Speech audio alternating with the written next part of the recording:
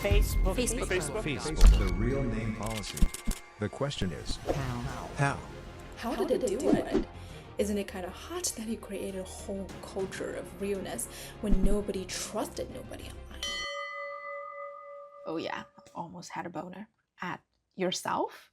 Well, that's meta. Facebook was, of course, not the first platform that demanded real names.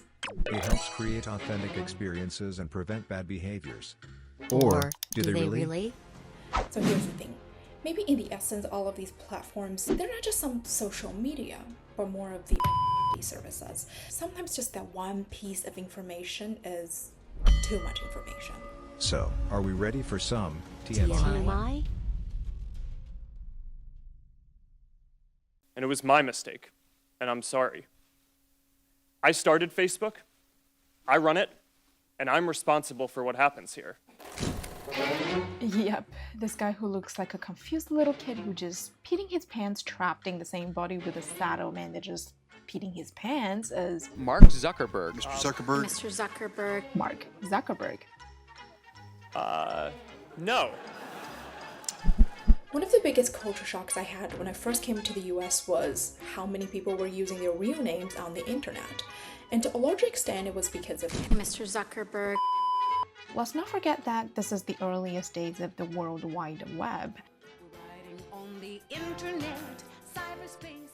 The online platforms were simpler and more text-based, where users were free to use whatever names they wanted to call themselves, and these experimental identities often offered, in the words of Sherry Turkle, a sense of self without being oneself. But things changed after. Mr. Zuckerberg. Well, not exactly just him, but things generally changed after the emergence of the so-called Web 2.0 applications, and at that point, Facebook was the most successful of all. And it was at this point that the experimentation with identity eventually gave way to an expectation that people should represent an established rather than experimental identity. But how? How did it do it? How did it create a culture of authenticity when the internet was still this vast wilderness marked by pseudonymity? Isn't it kind of hot that it created a whole culture of realness when nobody trusted nobody online? I started Facebook, I run it, and I'm responsible for what happens here. How did I sound? Alpha, not to beta? Oh, not at all. Capital Alpha with 2 drops of sigma and a tainted omega. Oh yeah, almost had a boner. At yourself? Well, that's meta. Facebook was, of course, not the first platform that demanded real names. Before it, there were many other predecessors, such as Friendster, Google+, OkCupid, all failed. The success of Facebook was largely because of Zuckerberg. Well, no, it was largely because of the context. The earliest iteration of Facebook deliberately mimicked the printed student directories, and the initial service was also only offered to a few school campuses, where those with college or university-issued .edu email addresses were able to register with the platform, where each student only had one unique corresponding email address. So the idea was basically an online student directory, and we all know why he wanted to do that. Mark, why you kept elbowing my elbow? Look, over there. What? Your future wife? Did I say that out loud? I thought it was just in my oh no, you didn't say it out loud, you just said it with your eyes? I know they do that, they just speak. No, you said it with your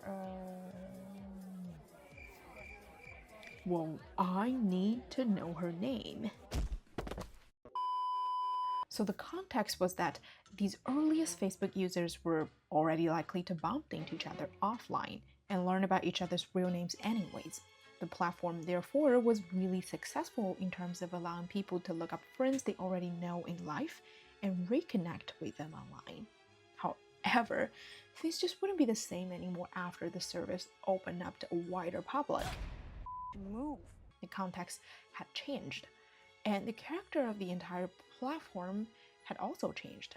The only thing that didn't seem to have changed is...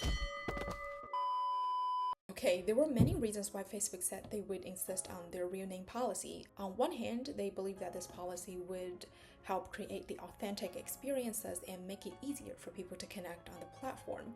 And on the other hand, it's believed that it would help prevent the bad behaviors on the site. And you guessed it, useless. First of all, this idea of authenticity is very, I don't want to say binary. We say it too much, it almost sounds like a white noise now, but it's very yin-yang.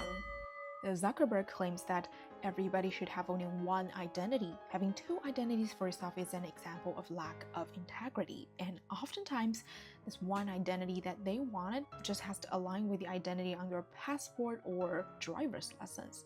Simply said, it has to be verified by an established authority. Like what, only you're allowed to be a confused little kid and a sad old man trapped in the same body, and no one else is allowed to have an alter ego? Even Freud, one of the most disagreed upon men in all of human history, would disagree with that one. I don't know about Mark, but I behave like this. I am all of these, and I'm pretty sure that many people are just like me, and now condensing every single aspect of my life into this one profile. Only my mom would call me that when I get on her nerves, or when her boss gets on her nerves. Okay, just to clarify, Zuckerberg did repeatedly emphasize that Facebook does not mean to enforce legal names, only the quote-unquote real names. Your real name is whatever you go by and what your friends call you, and I wonder, how did that go?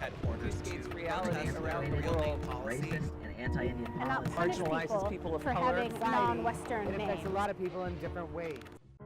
And would real name policy successfully combat defamation and bullying and all the bad behaviors online? South Korean government already tried it out. You know what? Useless. It once required online commenters to register with their real names and national identity number. You know what? Haters will hate. It doesn't matter if they're called Hater12345 or John Doe online. So if a real name policy neither guarantees any authenticity nor efficiently combats any bullying, then what's it good for? So here's the thing. Maybe in the essence, all of these platforms, be it Facebook or its predecessors or its competitors, they're not just some social media, but more of the identity services. This means that they need people to use their real names to build future products that leverage that information. I mean, Facebook has never admitted that they were an identity service, but it was no secret that they're collecting our behavioral data, all of the browsing history and the clicks, for better micro-targeting and for... Funded by Cambridge Analytica. Cambridge Analytica. Cambridge Analytica. The company itself was founded on using Facebook data. Cambridge Analytica. God knows what else. When Congress confronted Facebook about whether or not their business model may actually threaten users' privacy, Facebook's standard response was that their users have control of what they want to share and with whom they want to share. Very smart. It's like when your girlfriend secretly goes through your phone when you were showering, and later on when you ask her about it, she'd be like, "The phone is yours, you have complete liberty of what you text and with whom you text." Yes, okay, I understand that, but did you go through it? It's not the same thing. User privacy does not equal the visibility of information to other users.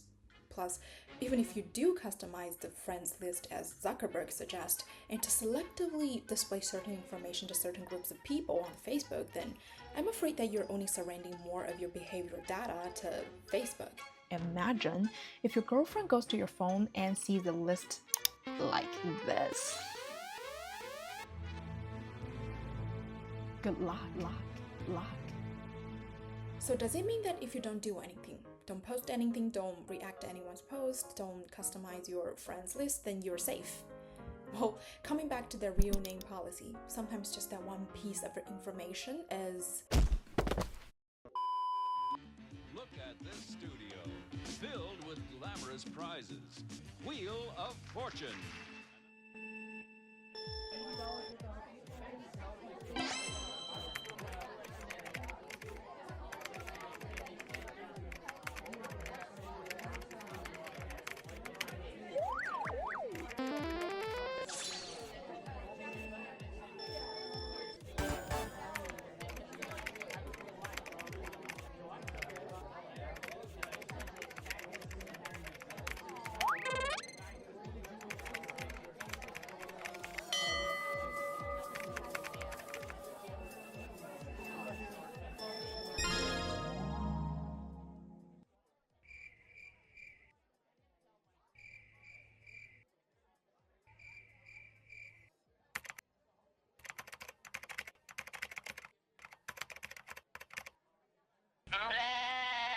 Facebook often understated the amount of information that a real name contains, even though its data policy acknowledges that some information, like religious beliefs, should be up to the users to decide whether to share it or not. But such sensitive information sometimes can be very easily deduced from their real names, despite Facebook's claims that users control what they're willing to share.